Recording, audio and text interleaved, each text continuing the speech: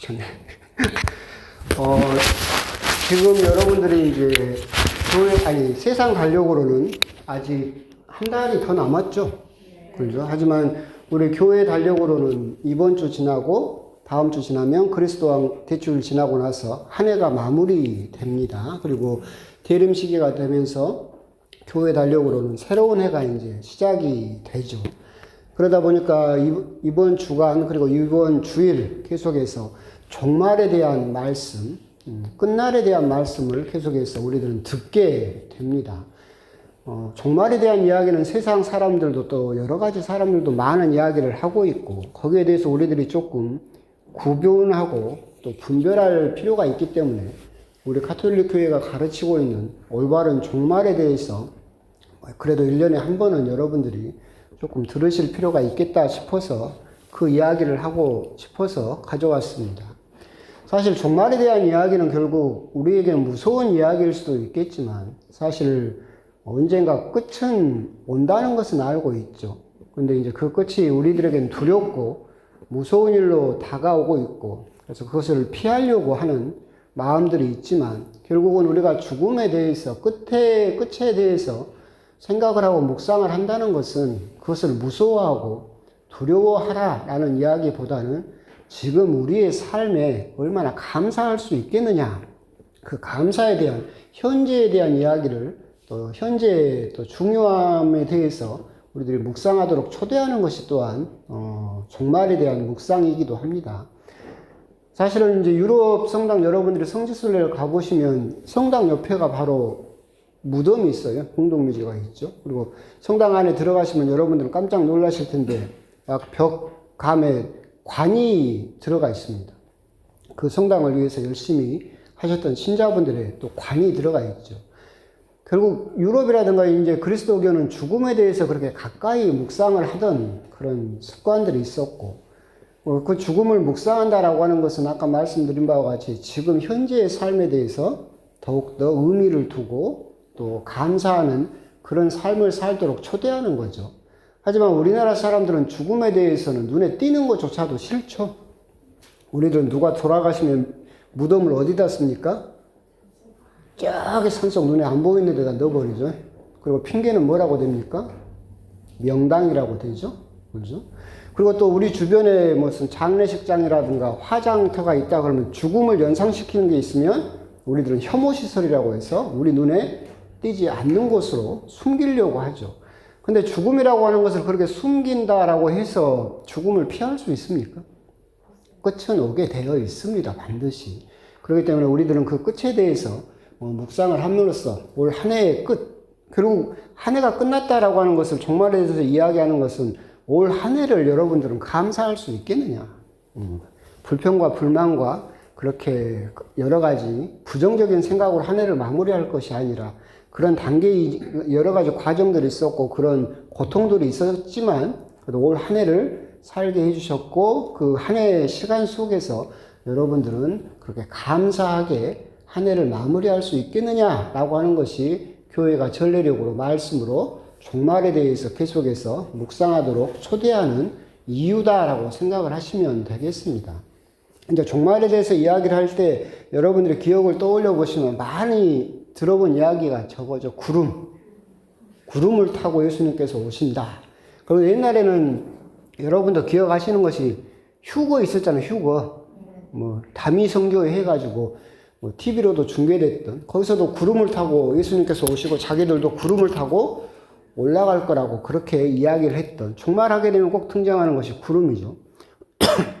그리고 또 지금도 이제 그 굉장한 또 호응을 받고 있는 천년왕국이라는 단어도 있습니다.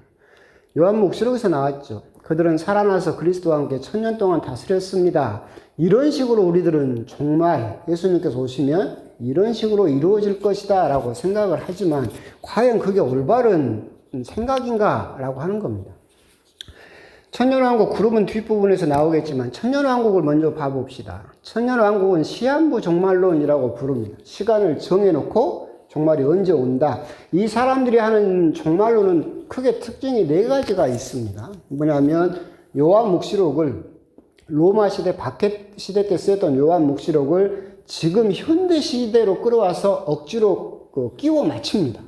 그래서 요한黙示록에 있는 666이라는 숫자는 지금 끌어와서 이마에 바코드가 새겨지면 뭐 죽는다든지, 백신을 맞으면 뭐 사탄의 편이라든지 그런 식으로 끌어와서, 또는 요한黙示록에 나온 괴물 이야기 같은 거, 용이라든가 붉은 용 이런 것들은 끌어와서 미국 대통령이라든지 아니면 공산당이라든지 그렇게 억지로 현대 시대로 끌어와서 해석을 하죠. 두 번째 특징은 이 사람들은 그런 비밀을 자기들만 알고 있다고 주장합니다. 우리들은 모르고 자기들만 그 비밀을 해석할 수 있고 자기들만 그걸 알고 있다라고 주장을 하죠. 세 번째 특징은 뭐냐면 자기들이 어떤 일을 하면 그 종말을 끌어당겨 올 수 있다고 생각을 하죠. 그러니까 신천지는 14만 4천 명이 다 참여, 또는 인터콕 같은 데는 마지막 300개 종족의 복음 선포가 다 되면 이런 식으로 자기들이 뭔가를 하면 예수님의 종말을 자기들이 마음대로 끌어당길 수 있다. 그렇게 주장을 하고, 네 번째 특징은 이 사람들은 종말이 닥쳤을 때 특정한 장소를 피신처라고 이야기를 하죠. 그러니까 신천지 같으면 그 종말이 왔을 때 안전한 장소를 어디라고 이야기를 하냐면 과천이라고 이야기를 하거든요. 또는 안상홍의 하나님 교회 같은 데는 자기들 건물 교회만 멀쩡할 거라고 그래요. 세상은 다 뒤집어져 가지고 심판을 받는데 자기들 건물만 멀쩡할 거다. 그래서 안상홍의 하나님의 교회가 그렇게 건물을 짓고 살려고 하는 이유도 그거지만, 어떤 특정한 장소만 그렇게 구원을 받는다라고 주장하는 특징들이 있는데, 그 사람들이 가지고 있는 가장 큰 게 이 천년왕국입니다. 여호와의 증인, 대표적인 이단들입니다. 여호와의 증인은 크게는 4차례 이렇게 종말을 이야기를 했습니다. 1872년에 몇 월 며칠 날 온다, 안 왔습니다. 1897년 안 왔습니다. 1914년 안 왔습니다. 1975년 안 왔습니다. 날짜를 정해놓고 종말이 온다고 했는데 다 실패했죠. 아까 다미성교의 그날처럼. 그래서 여호와의 증인은 전략을 바꿨습니다. 14만 4천 명. 신천지가 한 게 아니에요. 여호와의 증인에서 계속해서 종말을 이야기를 하면서 신자들을 끌어당기고 재산을 이렇게 갈취를 했는데 종말이 계속 안 와요. 그래서 여호와의 증인에서 새로운 전략으로 나온 게 14만 4천 명이었죠. 이걸 고스란히 누가 가져갑니까? 신천지 이만희가 가져가죠. 또 유명한 게 제7일 안식일 교회죠. 여기도 크게는 3번 종말을 몇 월 며칠 날짜까지 정하고 시간까지 정해서 종말이 온다고 이야기를 했지만 다 실패했습니다. 예수님께서 누누이 말씀하셨죠. 그 날과 그 시간은 나도 모르고 천사들도 모른다. 누구만 아신다? 아버지 하느님만 아신다. 근데 왜 이렇게 잘 안다고 하는지 모르겠어요. 안상홍의 하나님의 교회도 연속 3번이나 종말을 이야기를 했습니다. 그런데 종말이 오는 것이 아니라 누가 죽었냐면 교주가 죽었습니다. 교주가 죽어버렸습니다. 그 부인이 계속해서 그걸 잊고 가고 있죠. 신천지 역시도 자기들도 종말론을 이만희도 주장했었어요. 크게는 1번, 크게는 2번 정도. 이건 역시 실패했죠. 근데 선배를 봤더니 선배가 새로운 전략을 들고 왔어요. 그래서 14만 4천 명이라는 시한부 종말론을 가지고 오죠. 이 종말론은 이건 그래서 시한부 종말론이라고 보다는 조건부 종말론이라고. 어떤 조건이 차면 종말이 이루어진다. 이런 종말론들을 이단들은 끊임없이 계속해서 지금까지도 주장을 하고 있죠. 근거는 뭐냐면 왜 천년 왕국이냐? 이 사람들이 이렇게 이야기를 합니다. 창조는 6일 동안 하나님께서 창조를 하셨죠. 그리고 7일째 날 쉬셨다.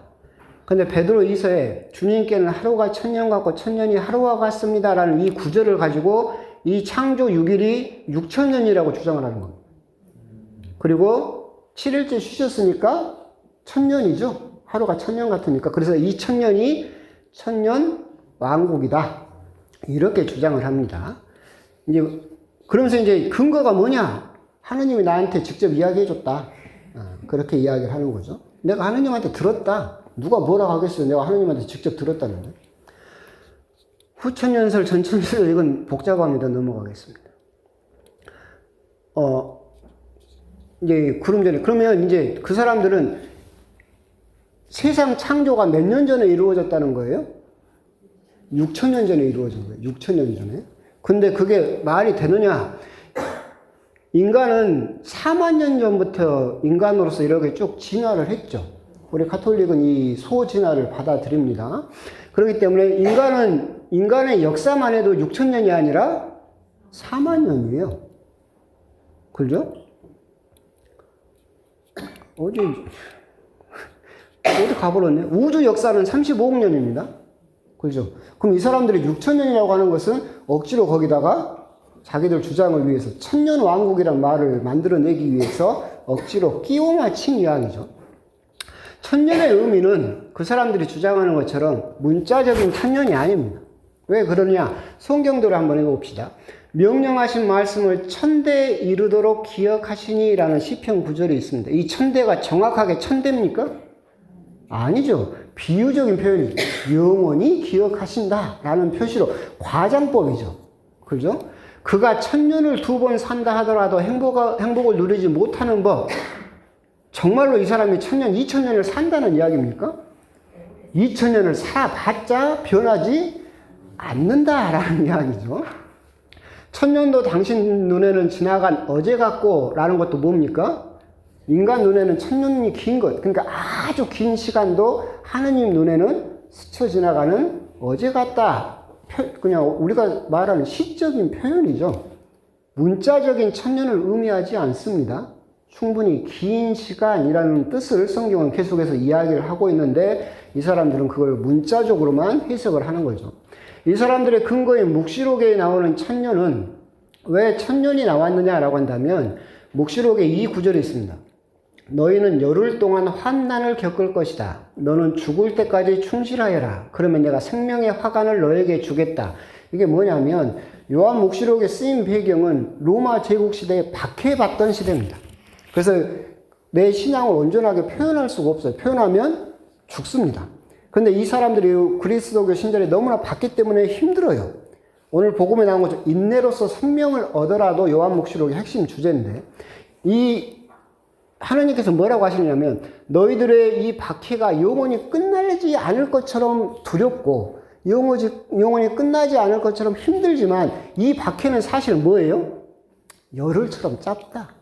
이 박해가 딱 열흘만 된다는 것이 아니라 너희들 마치 이 박해가 천년같이 느껴지겠지만 사실 이 박해는 금방 끝난다. 열흘만 참아라. 딱 열흘은 아니죠.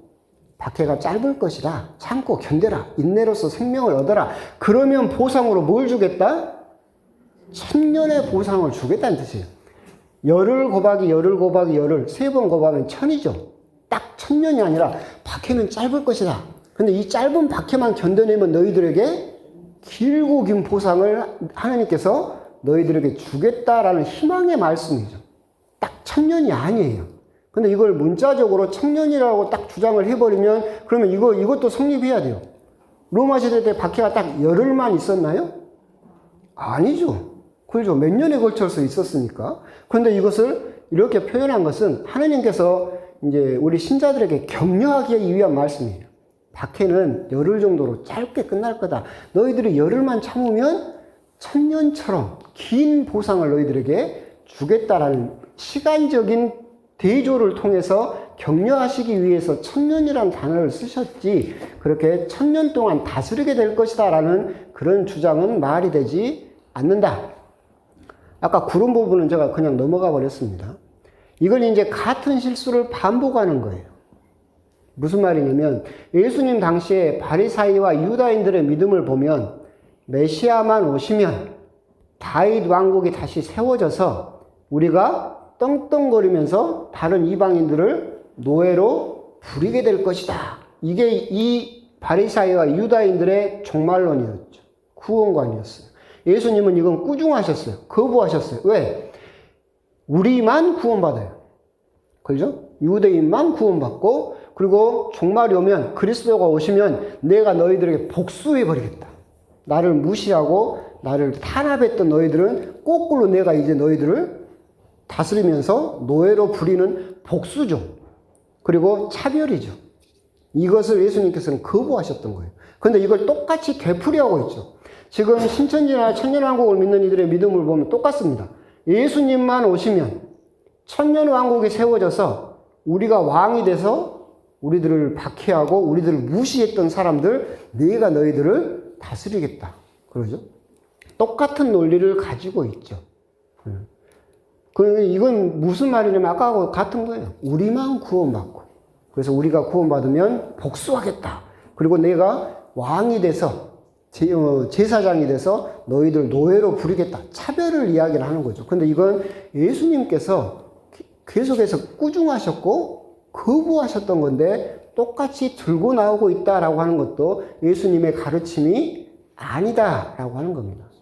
이 시한부 종말론은 그렇다면 왜 나오게 되었느냐라고 한다면 첫 번째는 이제 이렇게 두 가지로만 할 수는 없겠지만 첫 번째는 대부분 크게 패배주의를 이야기합니다. 현실의 좌절, 무력감에서 생겨나는 것이고 이는 곧 나 아니면 다 적이죠. 그래서 외부에 대한 거부감이나 적대감으로 나타나게 된다. 우리나라에서 이제 이단들은 많이 있었지만 신천지가 이렇게 크게 부흥하면서 청년들 중심으로 이게 신천지가 크게 됐는데 옛날에도 이제 한번 말씀드렸는데 그 신천지가 우리나라를 12개 지파로 구분을 하죠. 그 중에서 가장 큰 지파가 어디예요? 광주예요. 베드로 지파가 제일 커요. 베드로 지파가. 그러면 이 베드로 지파가 왜 이렇게 전국 신천지 중에서 가장 커졌을까? 현실의 좌절감, 무력감. 지잡대, 전남대라는 세상의 무시. 그리고 전라디안, 홍어라고 하는 지역 무시.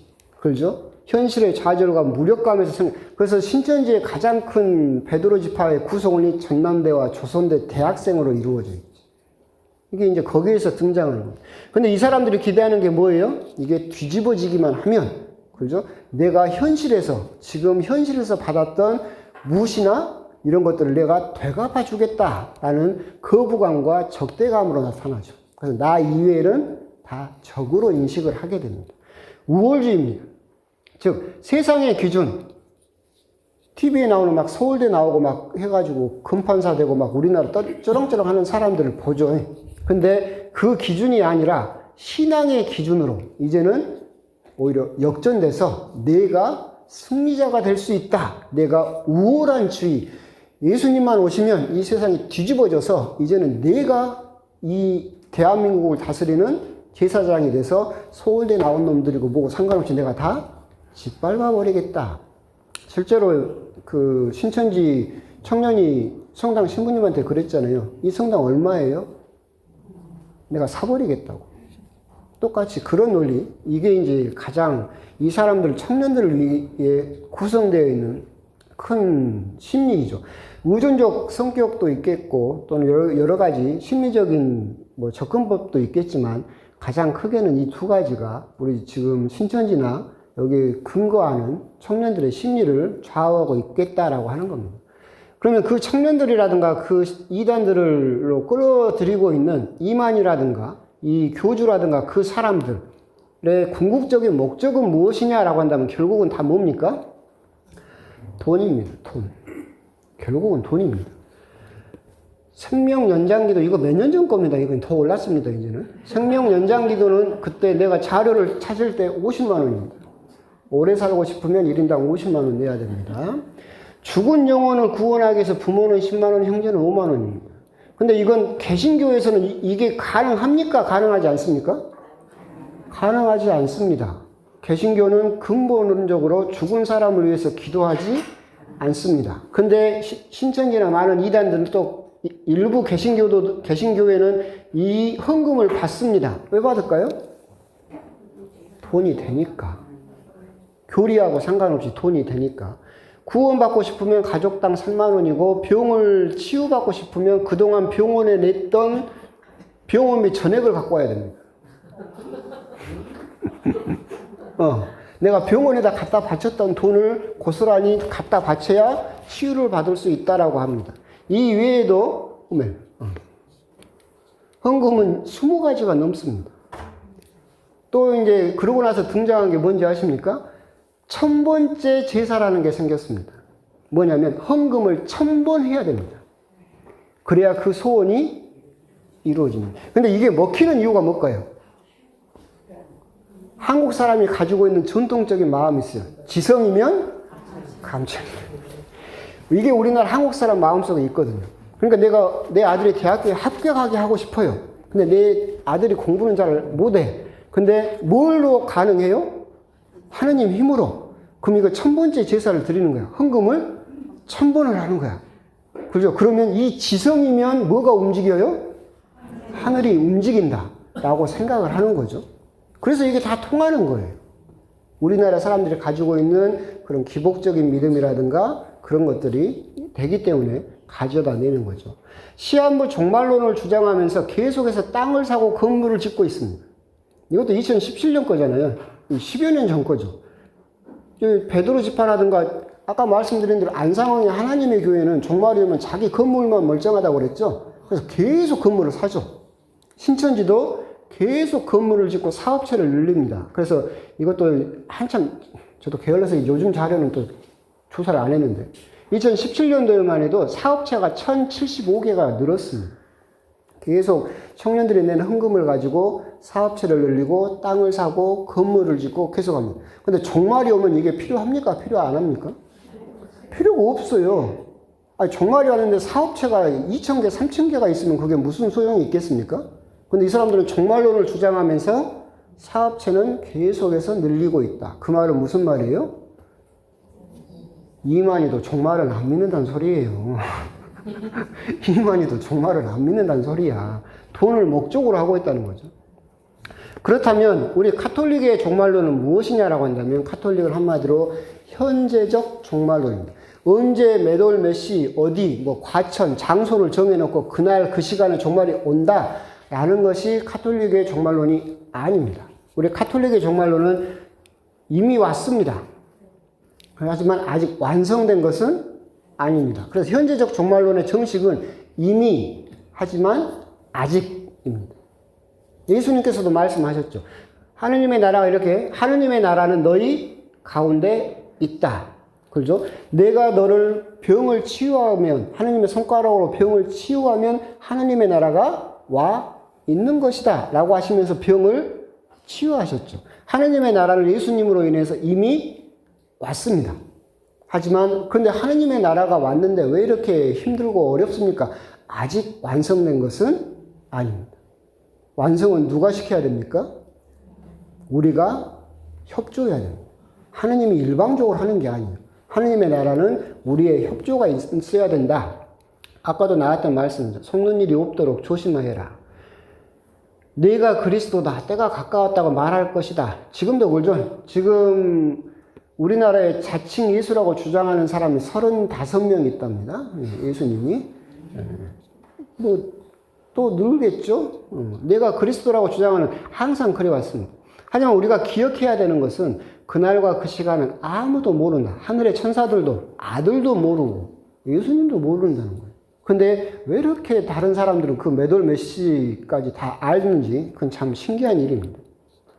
아까 말씀드린 대로 이미 하지만 아직입니다. 겨자씨와 누룩의 비유도 똑같은 이유입니다. 하느님의 나라는 겨자씨의 형태로 주어졌습니다. 하느님의 나라는 누룩의 형태로 주어졌습니다. 지금 자라고 있죠. 성장하고 있습니다. 아직 완성된 것은 아니다. 즉, 이 중간에 우리들은 이미 서 있다. 하느님의 나라는 왔다. 왜 그러냐면 요한묵시록의 맨 끝장을 보시면 끝절을 보시면 뭐라고 되어 있느냐면 마라나타라고 되어 있습니다. 그런데 특이하게 요한묵시록에 거기서 마라나타는 띄어쓰기를 하지 않았어요. 근데 이게 무슨 뜻이냐면 마라나타 여기서 끊으면 주님은 오셨다예요. 근데 마라나타로 끊으면 거기서 끊으면 주님 어서 오소서라는 뜻이에요. 근데 그것을 일부러 띄어쓰기를 하지 않고 붙여놨어요. 그러니까 이미 오셨다와 어서 오십시오를 함께 표현하고 있죠. 그게 이 뜻입니다. 주님은 이미 마라나타, 마라나타, 이미 오셨다. 마라나타, 아직 완성된 것은 아니다. 이게 우리 카톨릭의 현재적인 종말론이고 하느님의 나라는 여러분 안에서 성장하고 있다. 몇 월, 며칠, 몇 시, 어디에 하느님 나라가 오신다. 이것은 거짓말이다. 라고 하는 것을 우리들은 생각할 수 있고, 여러분 안에서 하느님의 나라가 성장하고 있다라고 하는 거, 그것을 항상 여러분들이 기억하실 필요가 있겠다. 하느님의 나라가 성장하는 걸 어떻게 알 수 있어요? 그럼 제가 물어보는 거죠. 고해실에서 많이 물어보는데, 작년보다 많이 착해진 것 같아요? 안 착해진 것 같아요? 그러면 여러분들 뭐라고 합니까? 작년보다는 그래도 조금 착해진 것 같아요. 대부분 그렇게 이야기를 하세요. 저한테 솔직히 신부 앞에서 고해실에서 작년보다 덜 착해졌어요, 더 나빠졌어요 하는 사람은 없겠지만, 그게 무슨 말이에요? 작년보다 조금 착해졌어요. 그럼 내년에는 어떻게 돼요? 조금 더 착해지겠지. 3년 뒤에는 조금 더 착해지겠지. 하느님 나라가 어떻게 하고 있어요? 여러분 안에서 조금씩 잘하고 있죠. 이 사람도 조금 더 착해지고, 이 사람도 조금 더 착해지고, 그럼 여기 안에도 지금 30명이 넘어. 그러면 30명이 1년마다 조금씩 착해지면 어떻게 되는 거예요? 많이 착해져요. 하느님 나라는 그렇게 잘하고 있다라고 하는 것을 우리들이 아실 필요가 있다. 벼락치기로는 갈 수 없다. 먹고 마시고 장가들고 시집가고 한다. 우리가 일상적으로 다 하는 겁니다. 먹고 마시고 장가들고 시집가고 사고 팔고 심고 짓고 일상을 살고 있는 것이 종말의 삶이다. 어제도 이제 복음이 그거였었는데, 종말에 대한 부분이었었는데, 우리가 태어나려면 준비 기간으로 몇 개월을 갔습니까? 10개월이라는 기간을 갔죠. 그래서 엄마 뱃속에 있다가 10개월에 있다가 세상에 태어나죠. 그러니까 태어나기 위해서 우리들은 10개월의 준비 기간을 갔습니다. 그럼 우리는 죽을 때 준비 기간을 얼마나 갔습니까? 안 갔죠. 안 가질까요? 우리 지금 삶이 준비 기간이죠. 그렇죠? 지금 우리의 삶이 죽음을 준비하는 그 기간이죠. 잘 죽는 사람도 있고. 근데 그런 부분도 이제 생각을 우리가 해볼 필요가 있겠다. 벼락치기로 죽기 직전에 갑자기 무슨 흥금하고 뭐에 대해서 착한 척 해서 하늘나라를 갈 수 있는 것은 아니다. 아까 말씀드린 대로 차근차근 올해보다 내년 저 착해지고 다음에 착해지고. 옛날에 한번 말씀드렸었죠. 신영복 씨 책에 보면 집을 그려봐라. 그러면 우리 보고 집 그려보세요. 그럼 우리는 무엇부터 그린다겠어요? 지붕부터 그리죠. 근데 집이 그렇게 지어집니까? 허공에다 지붕 그리면 안 되잖아요. 목수에게, 실제로 집을 짓던 목수에게 집 그려보세요. 그러면 실제로 집을 지어본 사람은 바닥부터 그려요. 그리고 기둥을 세우고 맨 마지막에 지붕을 올리더라는 거죠. 똑같아요.